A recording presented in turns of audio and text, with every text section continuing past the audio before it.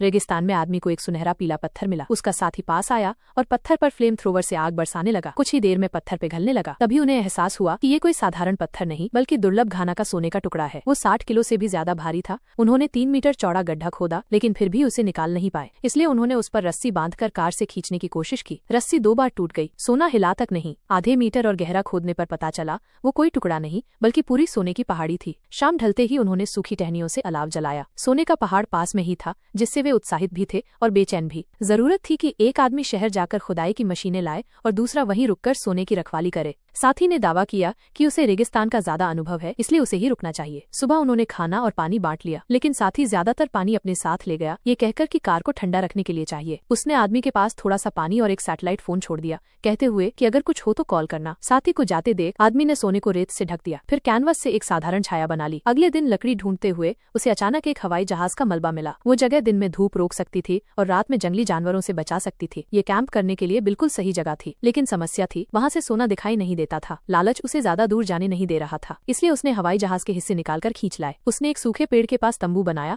और उसमें कांच की खिड़की तक लगा दी, ताकि वो हर समय सोने पर नजर रख सके। अब जाकर आदमी चैन से सो पाया, लेकिन ज्यादा देर नहीं। सूरज की किरणें एक दरार से भीतर आईं और उसे जगा दिया। उसका माथा पहले ही कट चुका था, गर्मी से उसका शरीर छाले पड़ चुका था। भूखा प्यासा और दर्द से तड़पता वो सोने के पास बैठा बस टिके रहने की कोशिश कर रहा था। आखिरकार उसने हार मान ली। उसने तरबूज जितना बड़ा सोने का टुकड़ा तोड़ लिया। पूरी पहाड़ी के मुकाबले वो कुछ भी नहीं था, लेकिन उसकी बाकी जिंदगी के लिए काफी था। सोचने लगा कि बस इसे लेकर निकल जाए। तभी उसका साथी फोन पर बोला। उसने कहा, इंतजार करो, जिंदगी में ऐसा मौका सिर्फ एक बार आता है। यह सुनकर आदमी ने रुकने का फैसला किया। हालांकि धूप से जला उसका शरीर बिगड़ चुका था और अब वो पहले जैसा इंसान भी नहीं दिखता।